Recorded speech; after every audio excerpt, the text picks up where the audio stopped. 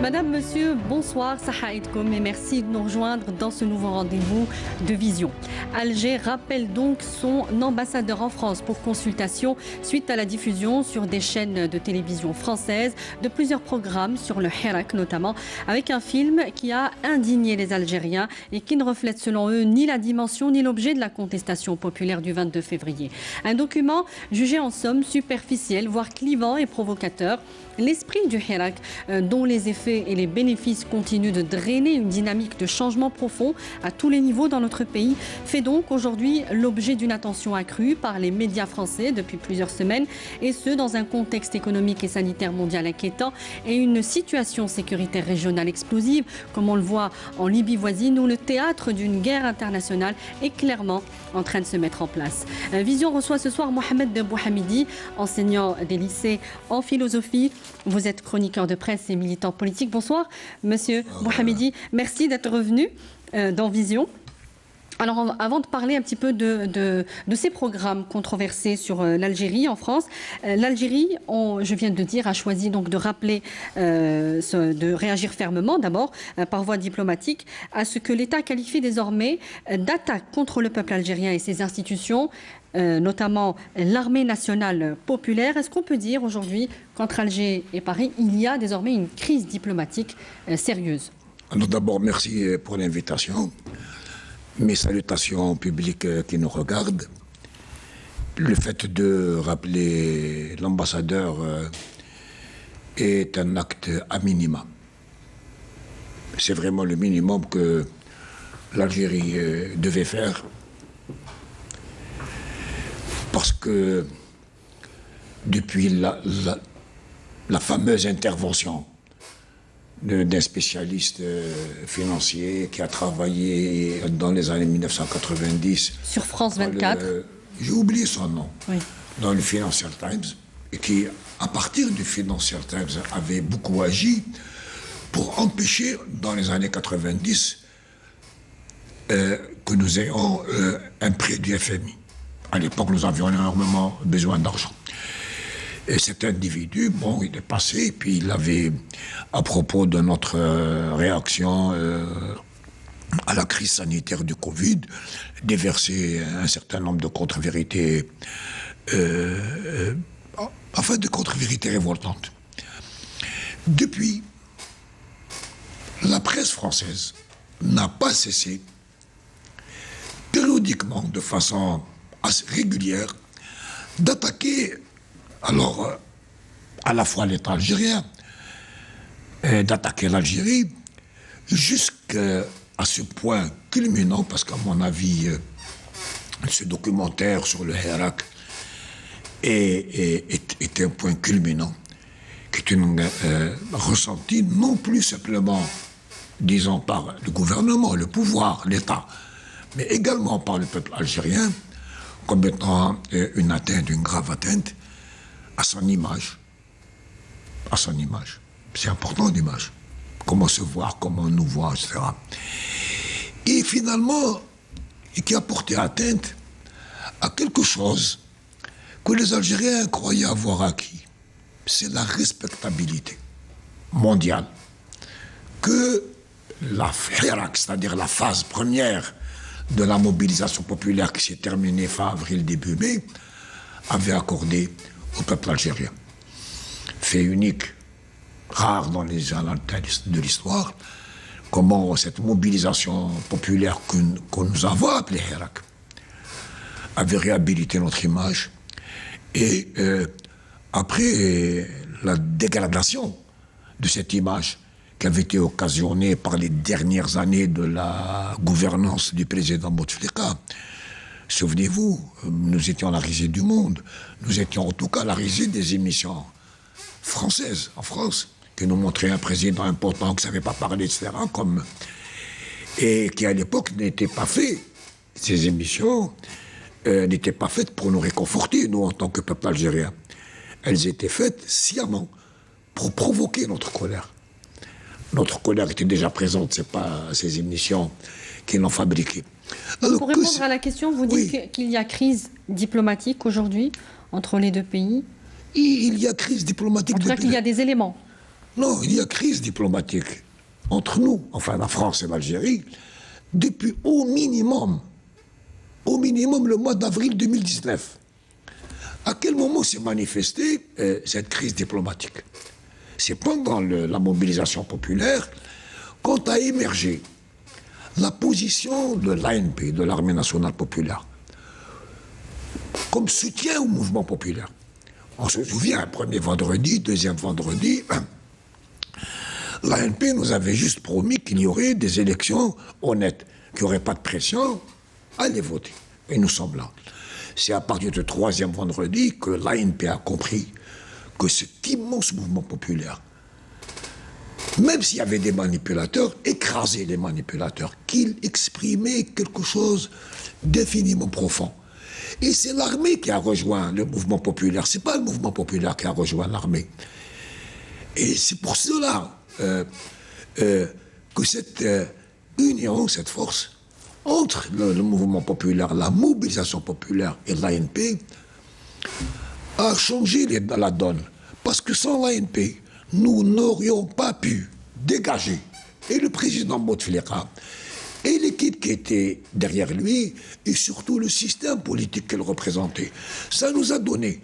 Je rappelle que dès ce moment-là, ce qui s'est passé sur le plan réel, c'est que cet État, cet gouvernement, ce pouvoir du président Bouteflika, qui était discrédité, qui était apparu comme illégitime, et donc qui justifiait une révolte populaire, dès qu'il y a eu l'alliance entre le peuple et l'ANP, non seulement ce qui était illégitime a été dégagé, disparu, mais il y avait au moins une institution de l'État, l'ANP, qui dans cette image dégradée du pouvoir avait gardé la légitimité. Donc, est-ce que vous diriez qu'il y a aujourd'hui une vigueur peu observée depuis longtemps dans la voie diplomatique de l'Algérie, notamment contre ce que vous appelez certaines positions de la France à l'égard de l'Algérie? Ce qui est important, c'est que pour qu'il y ait un changement de type révolutionnaire, il faudrait que le pouvoir en place soit totalement illégitime. Totalement illégitime, pas à moitié illégitime, pas en partie illégitime. Il faudrait qu'aucune institution de l'État ne soit légitime. Ce qui s'est passé en mars, c'est que l'ANP, en rejoignant le mouvement populaire, a sauvegardé la légitimité de l'État. Depuis l'époque, nous avons remarqué que les médias français, qui sont beaucoup moins libres qu'on ne pense, notamment les médias officiels, se sont mis à attaquer la légitimité même de l'ANP. C'est cela qui ne leur a pas permis de réussir le processus d'effondrement de l'État. Et donc, la réussite de la révolution colorée. La crise, elle est là-bas depuis l'époque. Et depuis l'époque, souvenez-vous, il y a eu cette confrontation permanente entre l'armée et entre les médias français. C'est-à-dire le gouvernement français. Oh, on insultait Gaët Salah, on disait voilà, c'est le... La crise n'a pas cessé. Aujourd'hui, ce que nous arrivons à quoi? Nous arrivons à une phase aggravée de la crise. Qu'est-ce que vous pensez aujourd'hui de la réaction algérienne, M. Bouhamid? C'est le minimum. Mais c'est le minimum. Qu'est-ce que vous voulez dire par là, c'est le minimum? La France s'est mise en état de guerre contre notre pays. France 24, ce n'est pas un média libre. Le média, c'est le porte-parole du ministère français des Affaires étrangères. C'est pas autre chose. France 24 dit ce que pense le ministère français des Affaires étrangères, mais il ne peut pas dire. Ce qu'il ne peut pas dire, c'est le fou du roi. C'est le bouffon à la cour. Il dit ce que l'autre ne peut pas dire. Et donc il dit la véritable pensée de ce ministère. Et ce qu'ils ont dit sur nous, c'est-à-dire à propos d'Acta, c'est un acte de guerre. Et l'émission là, elle est passée dans une chaîne qui est une chaîne d'État. Une télévision publique, oui. Et c'est une chaîne d'État. Oui. Est-ce que dans une chaîne d'État, il y a quelqu'un qui peut aller critiquer Israël? Alors comment vous expliquez aujourd'hui cette obsession, M. Bouhamidi, ces contenus récurrents, hostiles, sur le Hirak notamment, sur le Hirak algérien, sur l'État, sur les institutions, vous le disiez. Pour quelles raisons donc les médias français sont-ils obsédés en ce moment par l'Algérie? Qu'est-ce qui justifie cet état de fait? Ils sont obsédés par la crise du capitalisme. Ils sont obsédés par la crise qui frappe la France depuis au moins 2008. C'est-à-dire la crise financière précédente. Quand vous prenez les chiffres, vers 2008, l'endettement de l'État français était arrivé à hauteur de son produit intérieur brut, c'est-à-dire autour de 2000 milliards d'euros. Autour de 2000 milliards d'euros. Puis c'est une crise financière terrible. Prenez ensuite l'évolution des solutions qui ont été ramenées à cette crise. Elles ont aggravé non seulement l'endettement français, mais elles ont aggravé le déficit commercial français. La France est devenue une puissance de seconde zone, en tout cas en Europe et dans le monde. Vis-à-vis de l'Allemagne, elle est en retard. Ce que nous voyons dans la relation entre nous et la France, c'est que la France, elle a une rente économique, elle a une rente coloniale. Ici, les médias algériens, à la suite de pseudo-penseurs économistes français, nous bassinent avec l'histoire que nous sommes une économie rentière. C'est-à-dire que nous avons le pétrole et nous vivons grâce au pétrole sans rien faire. Bon, c'est des gens qui ne doivent pas se réveiller le matin pour aller voir les travailleurs algériens aller à leur boulot, les enseignants, les ouvriers. Et on nous a dit que le pétrole est une malédiction. Ça n'a pas été une malédiction lorsque nous avions une politique de développement national. C'est-à-dire juste après l'indépendance, jusqu'aux années 80. Le pétrole nous a servi à construire des écoles, des universités, faire des usines, donner du travail aux gens, etc. Il est devenu une malédiction à partir du moment où nous sommes rentrés, où nous sommes revenus en réalité dans l'option du système économique capitaliste. À partir de là, les revenus du pétrole n'étaient plus mis au service de notre peuple, de notre pays, de notre société, de nos besoins, mais mis au service des oligarques. Et vous voyez comme ça, aller au bout de cette option capitaliste, nous avons vu donc les oligarques qui sont actuellement en prison, mais aussi les ministres, les premiers ministres, etc., tous ceux qui ont profité. Le pétrole a été, pour nous, une bénédiction quand on avait le développement national. C'est devenu une malédiction qu'on a eu des ministres comme Bouchouarb, ou comme Chakib Khalil, qu'on a eu des courtiers comme Farid Bidjaoui. La malédiction n'est pas dans l'objet lui-même. Alors en quoi aujourd'hui elle est dans le rapport social. En quoi cette crise capitaliste dont vous parlez en Europe Je n'ai pas terminé sur cette idée. Allez-y. Alors, quel est le rapport de la France avec l'Algérie? C'est qu'avec le retour de cette notion pour le capitalisme, la France a retrouvé vis-à-vis d'Algérie une position entière. Ça veut dire quoi? Ça veut dire que la France, elle a une rente coloniale sur ses anciennes colonies. Elle est évidente avec le franc CFA. Elle est évidente pour les pays, l'Afrique de l'Ouest, les ex-colonies. Elle est moins évidente pour nous. Mais si vous regardez bien, ce qui lui a permis à la France de pouvoir vendre, exporter chez nous, c'est cette relation coloniale qu'elle a su reprendre, sauvegarder à travers ses réseaux, à travers ses amis, à travers la création d'une véritable France-Afrique. Concrètement, pour le public qui nous écoute, si vous prenez les bénéfices ou là, les espaces comparatifs entre nos importations de la Chine et nos importations de la France, ce que la France maintient comme importation ici, c'est pas à partir de facteurs purement économiques. C'est à partir des facteurs de relations politiques et administratives avec l'État algérien, en tout cas avec ses amis qui sont cachés dans l'administration algérienne.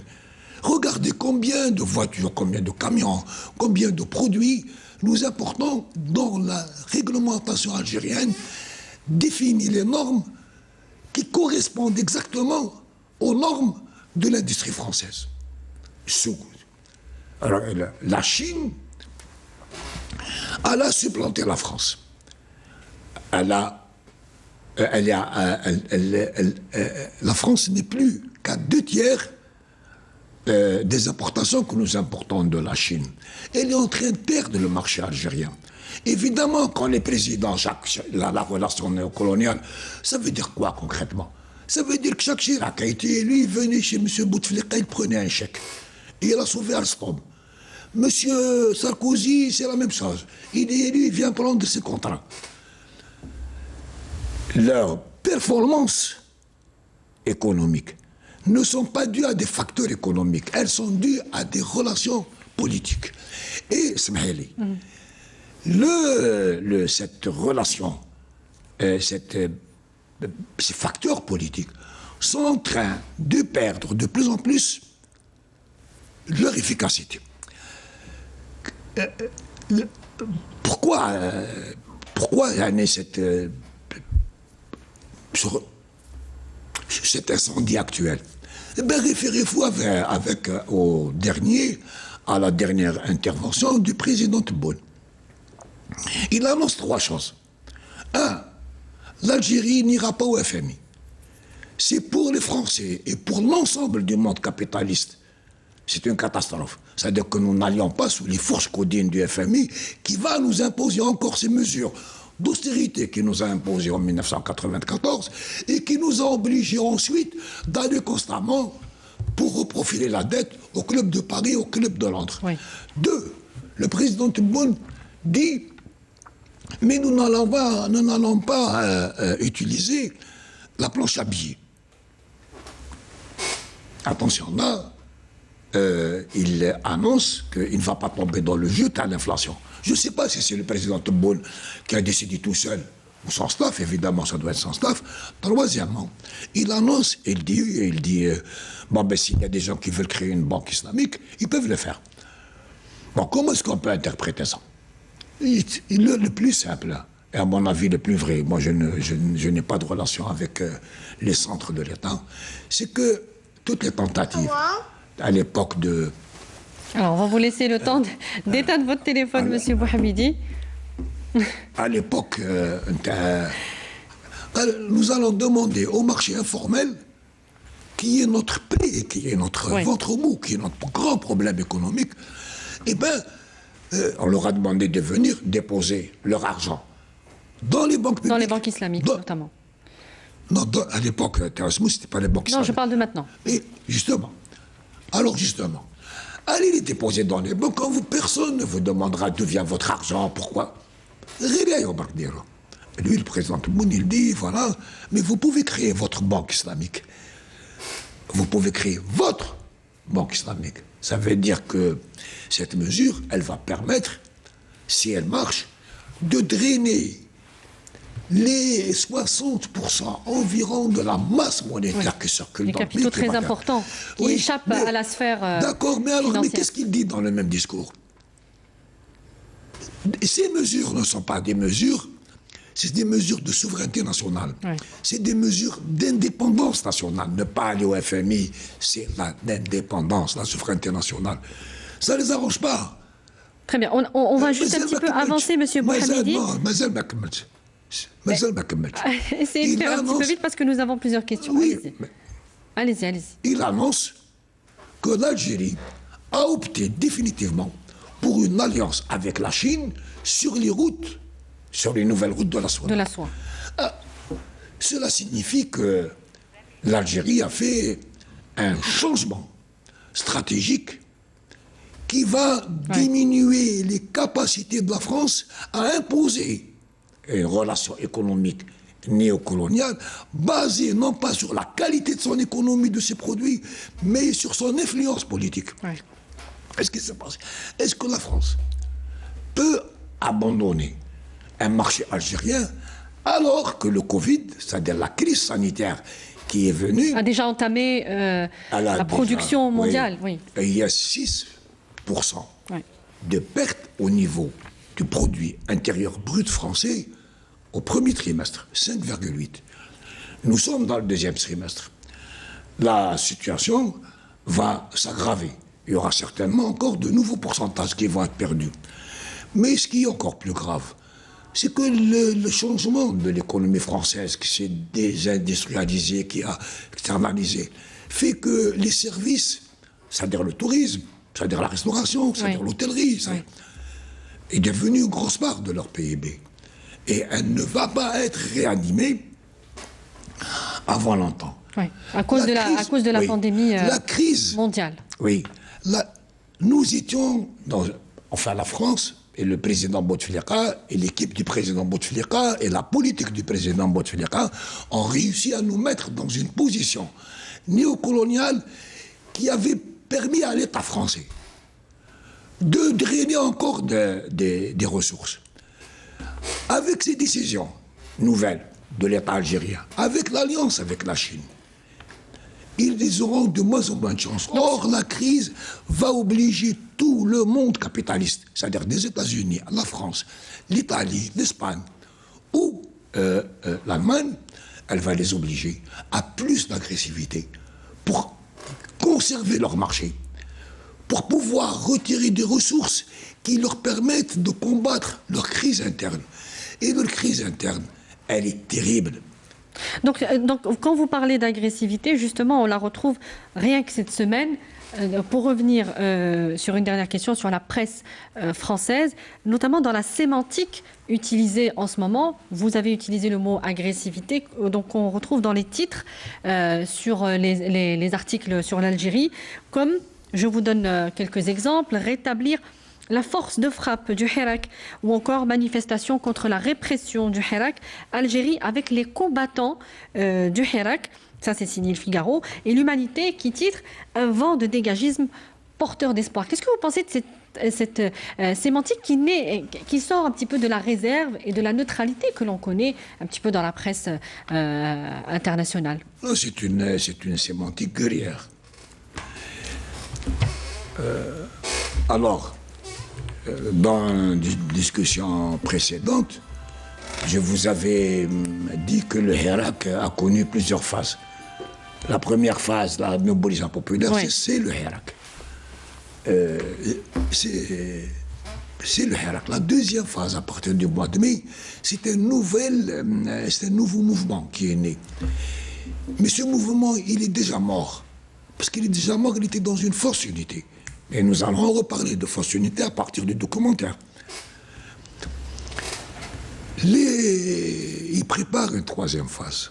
C'est que l'échec de la chute de l'État fait qu'ils vont être obligés de passer à une phase de la violence. De la violence réelle. Hadi, c'est la violence symbolique. Ce qu'il est en train de dire. Les combattants, bientôt, on va dire les combattants de la liberté. Comme on a dit d'ailleurs pour les terroristes d'Alger à l'époque. C'est une sémantique guerrière. Oui. C'est une sémantique qui prépare les esprits, les opinions à la présence d'une violence en Algérie. Et ce n'est pas préparer l'opinion algérienne, c'est préparer leur propre opinion. Pour que demain, l'opinion française, bon, comme toute l'opinion mondiale, qui avait été abreuvée de caractère pacifique de la première phase de la mobilisation, puisse virer sa cutie. C'est-à-dire qu'elle puisse virer vers une nouvelle perception de ce qui se passe en Algérie, perception dans laquelle les gens qu'on dit opprimés, qu'on dit réprimés, qu'on dit écrasés, aient le droit symbolique de résister, et de résister par la violence. C'est ce qu'ils sont en train de faire. Donc, à votre avis, les rassemblements sporadiques qu'on a pu observer ces derniers jours, en fait, notamment pendant le contexte sanitaire que l'on connaît, et donc les rassemblements sont interdits, est-ce qu'il y a, selon vous, d'après ce que vous êtes en train de dire, la volonté de raviver ou de créer un post-Hirak beaucoup moins pacifique, celui-là, voire violent. Pour les jeunes qui ont manifesté, je n'ai pas d'informations précises, pouvant les accuser d'être manipulés dans cette direction. Mais d'abord, je n'oublie pas que le MAC existe. Je n'oublie pas qu'il a de nombreux militants. Et je n'oublie pas que Farhat Mehni a appelé à la création d'un corps de contrainte, c'est-à-dire, en termes clairs, d'une milice. C'est possible. Par contre, ce que je vois, ce qui est clair, c'est que le langage de la presse française est un langage agressif et guerrier. Voilà ce que je vois.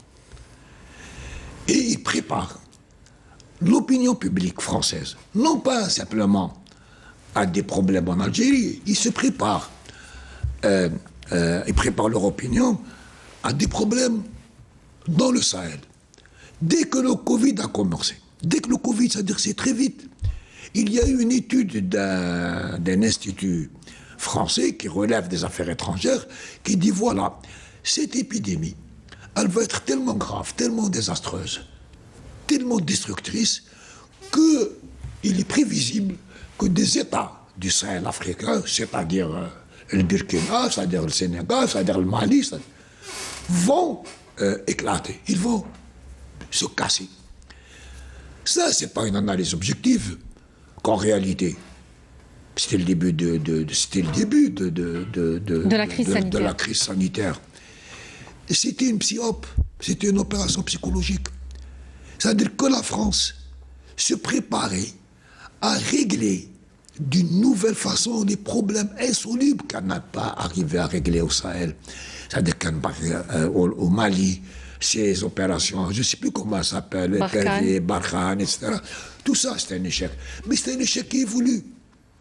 C'est-à-dire qu'il faut introduire le Mali dans un chaos permanent, interminable, destructeur, jusqu'à ce que ce chaos produise l'effet attendu qui est l'effondrement interne du Mali, qui se casse de lui-même, que les Touaregs du Mali, Azawad, que la France flatte depuis au moins 40 ans, que les Bambara, que les...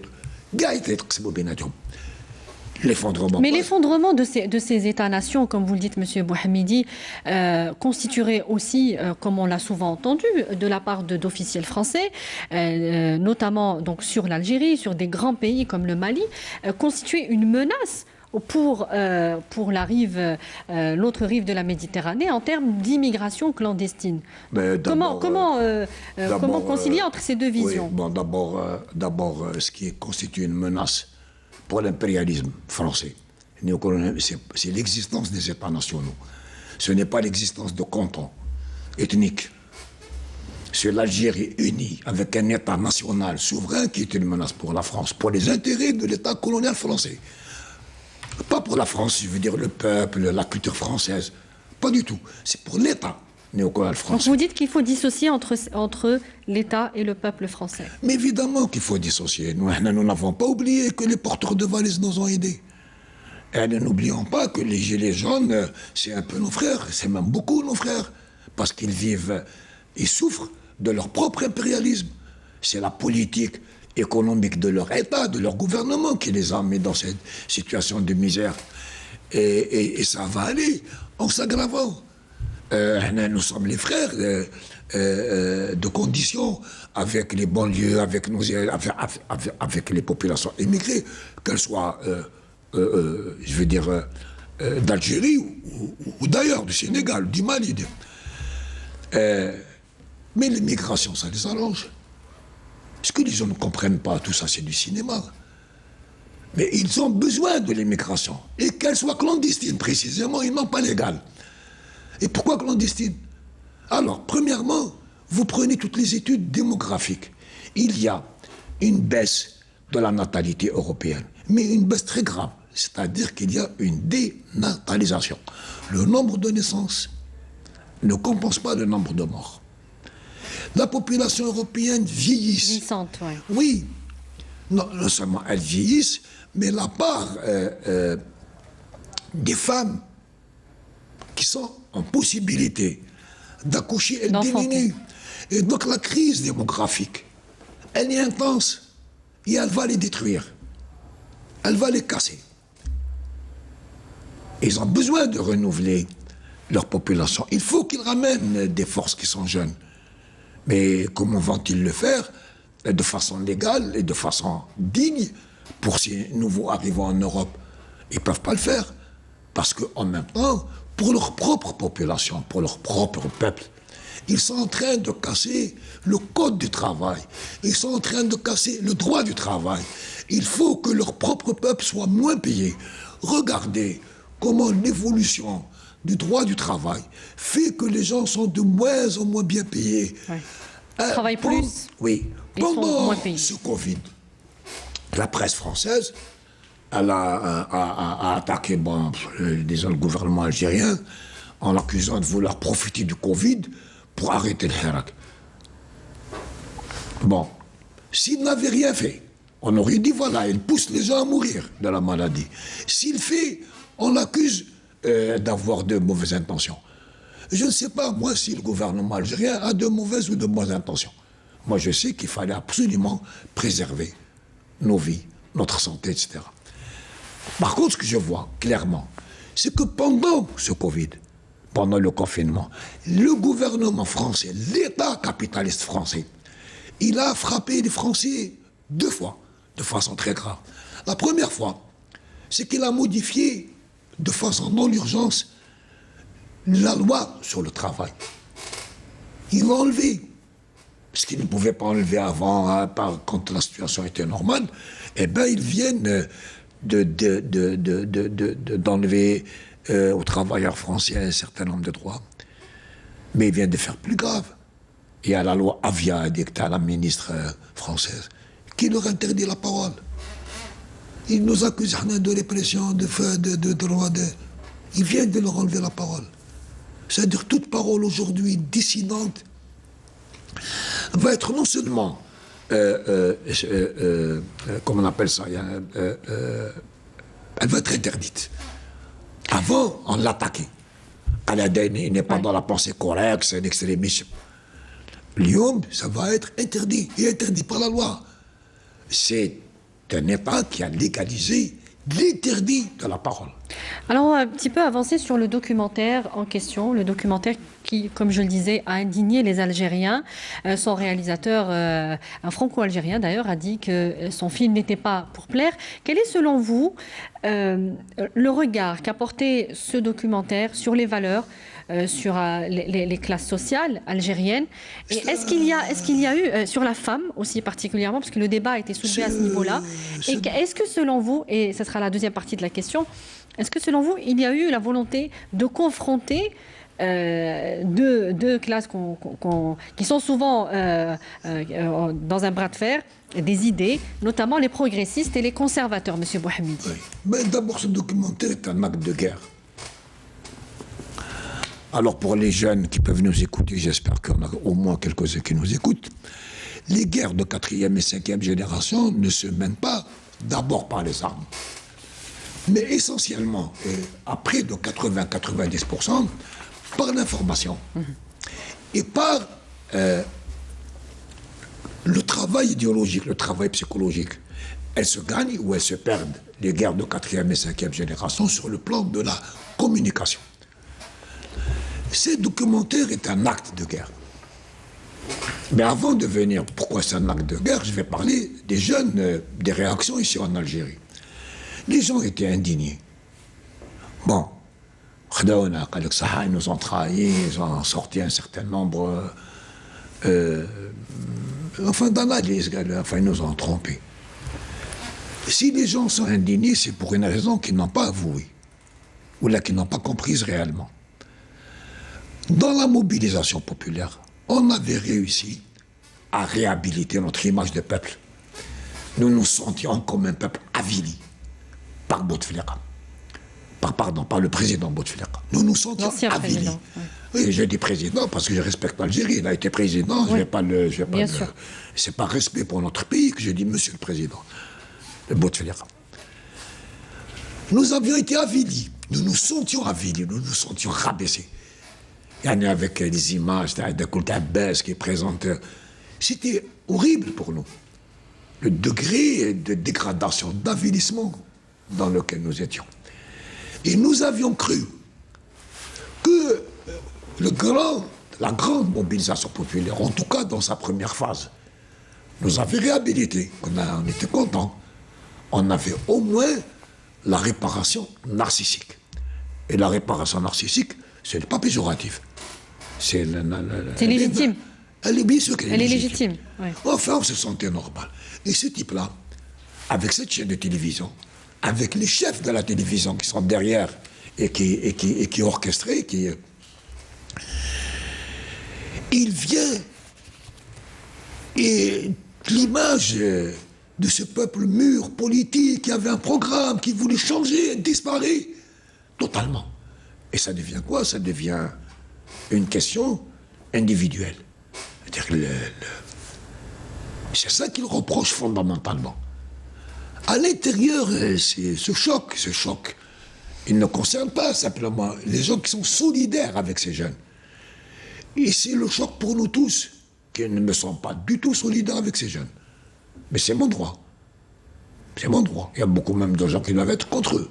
Mais même moi, je me sens dégradé par ces documentaires.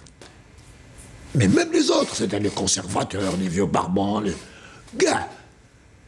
Parce qu'il nous a touchés, non pas dans leur image, ce garçon, il nous a touchés dans l'image que nous avions cru avoir récupérée.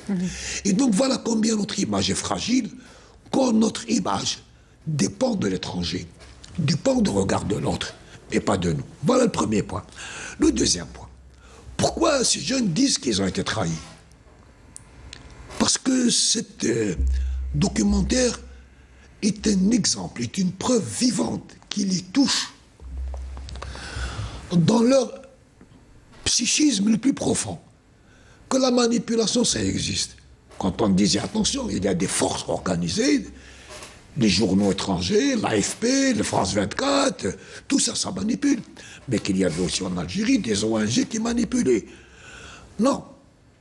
Ils se présentaient, ils refusaient l'idée même de penser la manipulation. Parce qu'ils voulaient que leurs actes soient des actes entièrement libres et non déterminés, causés, expliqués par une intervention extérieure qui n'est pas la leur. Je vais vous lire tout à l'heure une citation de Hegel qui explique bien ça. Et c'est que s'ils reconnaissent qu'il y a manipulation, il faut qu'ils revoient tout le film, c'est-à-dire depuis le début. Or, ils refusaient cela. Ils ne peuvent pas accepter l'idée qu'ils ont été dans l'erreur. Et c'est une réaction de défense personnelle qui est légitime. Parce qu'il faut discuter avec eux. Nous devons discuter, nous tous les Algériens. À quel niveau ils ont été manipulés, selon vous, M. Bouhamidi? Rappelons que ce sont, pour la plupart, qui ont témoigné dans le documentaire, ce sont des jeunes Algériens qui sont dans la vingtaine. D'accord. Je vais vous... D'accord. D'abord, le réalisateur, il n'avait aucune possibilité de faire passer son documentaire dans une chaîne française sans que la chaîne soit d'accord. Est-ce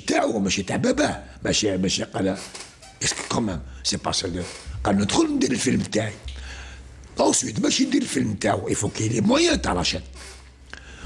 Ensuite, ceux qui se sont justifiés, le jeune homme qui s'est justifié, qui a dit, mais attendez, nous, on a vu une première fois, ils ont raconté un processus par lequel cet acte individuel, qui était un pur acte de curiosité, disons, philosophique, c'est le Hirak, est devenu, attention, maintenant on va faire un petit film, un petit doc, qu'on va mettre sur YouTube. Ou est-ce qu'ils le mettent sur YouTube? Ou est-ce qu'ils le mettent sur cette chaîne? Quelle est la différence? Écoute, on voit les mêmes choses, les mêmes filles qui fument, qui boivent, qui... Peut-être le niveau d'audience, parfois. Le viol, qui n'a été regardé par 10 personnes ou par 1 million de personnes, c'est un viol. Rien. Vous assimilez ça à un viol? Bien sûr que c'est un viol. Un viol de quoi? Précisément. Je vais revenir sur le viol. Je vais revenir. Et au fur et à mesure, il leur annonce que ce qu'il a pris comme photo, comme film, comme image, Bon, il va passer dans une télé. Et après, il va passer dans cette grande télé. Donc, au fur et à mesure, il les a préparés et il leur a annoncé en même temps que le projet s'est modifié. Quand vous modifiez le projet que vous m'avez proposé, c'est-à-dire que vous avez modifié l'accord de base, et ils n'ont rien dit. Et ils se retrouvent, en fin de compte, dans la situation suivante. C'est que leur intimité, qu'ils ont dévoilée, parce qu'ils ont dévoilé leur intimité, elle est mise devant le public. Oui. Et c'est pas ça qui les gêne. Ça ne les gêne pas du tout. D'ailleurs, ils le disent. Ils disent nous assumons. C'est-à-dire nous assumons que nous buvons, nous assumons que nous fumons, nous assumons que nous avons envie de liberté sexuelle, etc., de libération sexuelle. Ce qui est leur problème, ce qui est leur droit. Les libertés individuelles, tout à fait. Ce sont des libertés individuelles. C'est leur droit Oui. de Barasouane. En quoi ça concerne le public, oui. Le public qui a leurs orientations sexuelles, leurs désirs sexuels. Ce qui les gêne, c'est qu'eux-mêmes apparaissent comme des manipulateurs. Parce qu'ils disent, nous sommes dans le Hirak. Mais quand ils ont été dans le Hirak, ils ne sont pas allés pour dire la vérité de leurs désirs. Quand nous rentrons dans le Hirak, non pas pour les idiots nobles dont vous parlez, c'est-à-dire la liberté pour le peuple, la dignité dans le travail, le règlement de nos problèmes universitaires, de santé, etc., mais pour que nous ayons la liberté sexuelle. Et donc il y a tromperie. C'est-à-dire eux-mêmes, ils ont trompé. Eux-mêmes. Et ils sont gênés par le fait que leur discours ne peut plus arriver, marcher masqué. Ils se sont démasqués. Pourquoi le viol? Cette chaîne de télévision et ces messieurs ont violé ces personnes. C'est un viol symbolique. On les a violés dans leur intégrité psychique. Parce qu'ils n'avaient pas à mettre sur la place publique leurs fantasmes, leurs rêves. Et d'autant plus qu'ils lui ont dit que ça, c'est nos rêves personnels. Il les a violés dans leur intégrité psychique. Il les a violés dans leur intégrité sociale. C'était un viol. Le problème, c'est que c'est tellement gros que ces jeunes, au lieu de condamner leur violeur, parce que celui-là qui est condamnable, et si nous étions réellement en France, dans un état de droit, ils auraient dû l'attaquer pour viol. Oui. De leur intimité, de leur vie, etc. Et où la chaîne? Les deux. Et les deux sont des violeurs.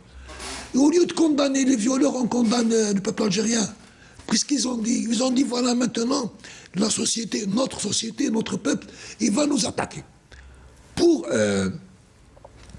écart moral. Qui fait chianer Houma, ils vous violent et c'est nous qui sommes les coupables. C'est ce que je veux leur dire. Nous ne sommes pas coupables de vos écarts. Et même si le peuple algérien a le droit, de discuter des mœurs qui sont acceptables ou inacceptables dans son pays. Je parle des mœurs. Oui. Je ne parle pas des orientations sexuelles, parce que depuis la nuit des temps, dans le monde arabe, ces orientations sexuelles, toutes les orientations sexuelles étaient admises, et même dans les cours taïrois, et chez les poètes, partout. Ce n'est pas eux qui vont nous apprendre, de nous donner des leçons sur ce plan-là, quand nous avons eu les mêmes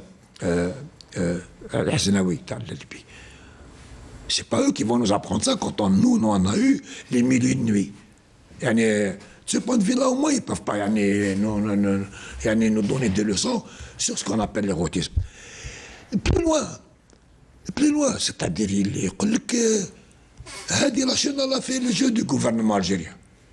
Mais enfin, pourquoi vous attaquez le gouvernement? Est-ce que c'est le gouvernement algérien qui vous a violé? C'est insensé. Et nous avons ici quelque chose d'important à signaler. C'est la difficulté, sinon l'impossibilité, pour ces jeunes de se penser et de penser leurs actes. Ils sont obligés chaque fois de trouver un coupable qui est extérieur, jamais en eux. Et sur le problème des jeunes, ils sont jeunes. Oui, d'accord. Moi, je vais accepter ce qu'ils ont dit, c'est-à-dire, bon, ils sont jeunes, donc ils ont pu se tromper. Mais s'ils sont jeunes, ils peuvent se tromper. Qu'est-ce qu'a montré ce documentaire? C'est qu'ils sont immatures. C'est que c'est... Jeunes. Et donc jeunes. Oui, mais s'il est La immature... jeunesse est un petit peu synonyme. D'accord, mais s'il est maturité. immature, comment est-ce qu'il peut prétendre à diriger un mouvement qui va transformer l'Algérie? S'il est mature, il est mature. Quoique, Oui. Ben Mehdi, il avait 23 ans. Ben Boulaïd, C'est pas tout à fait la même génération, ni le même peut-être niveau de conscienciabilité. On va un petit peu avancer, Monsieur Bouhamidi, parce qu'il nous reste... Et donc c'est bien cela. S'ils sont immatures, ils ne peuvent pas prétendre à diriger un mouvement aussi important que le mouvement révolutionnaire que nous sommes en train de vivre en Algérie. Je ne crois pas qu'ils se soient présentés comme des dirigeants du mouvement, mais comme des militants, enfin, en tout cas, à l'intérieur... Vous êtes toujours un militant tant que vous n'êtes pas dans l'image. Une dernière question, Monsieur Bouhamidi, puisqu'il nous reste vraiment très peu de temps, 3 minutes pour terminer cette émission. Moi, j'aimerais qu'on termine sur les perspectives de cette crise. En même temps, enfin, il y a des crises multiformes aujourd'hui dans le pays. Donc, la crise sanitaire, cette crise diplomatique qui se profile avec la France. Et quelles sont les perspectives d'un agenda qui, visiblement, cible un agenda international, cible l'Algérie en ce moment, avec tout le contexte régional que l'on connaît? Alors, à mon avis, l'agressivité de la France actuelle, les Français ont fait des mauvais calculs parce que, en plus de la crise dite à le Covid, nous avons eu des problèmes financiers liés au pétrole, au prix du pétrole. Mais nous avons aussi de graves problèmes nouveaux qui sont liés à la baisse des commandes du gaz naturel par l'Italie, par l'Espagne. Cette entrée en guerre de la France contre l'Algérie, elle ne peut se traduire que par les éléments suivants. On va les prendre. Première attaque contre l'Algérie, c'est ce pouvoir, ce président, ce gouvernement ne sont pas légitimes. Et s'ils ne sont pas légitimes, donc il est légitime de les combattre. C'est le premier axe sur lequel ils vont travailler. Le deuxième axe sur lequel ils vont travailler, c'est que ce pouvoir est un pouvoir répressif. Il réprime, il casse les libertés, et cet axe-là est un axe...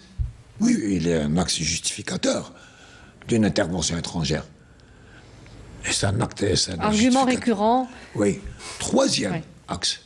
Celui-là, il est ancien. Mais il va être... ils ont rajouté quelque chose de nouveau. Depuis l'intervention du président Tebboune, pardon. Il disait, dès que le Hirak a commencé, attention, la situation économique, elle est alarmante, vite, il faut prendre des mesures et aller appliquer tout de suite les mesures du FMI. Il nous effrayait, il nous faisait peur, pour nous amener, comme des moutons, mettre notre tête sous la guillotine de la FMI. Il vient de rajouter quelque chose. Il fait de la troisième axe. Après ce qu'a dit Tebboune sur les trucs.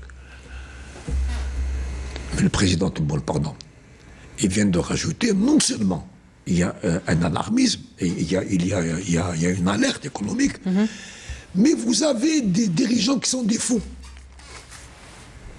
Des gens incompétents et des fous. La folie, qu'est-ce que c'est? C'est les mesures que je vous ai annoncées. Pas du FMI, pas de planche à billets.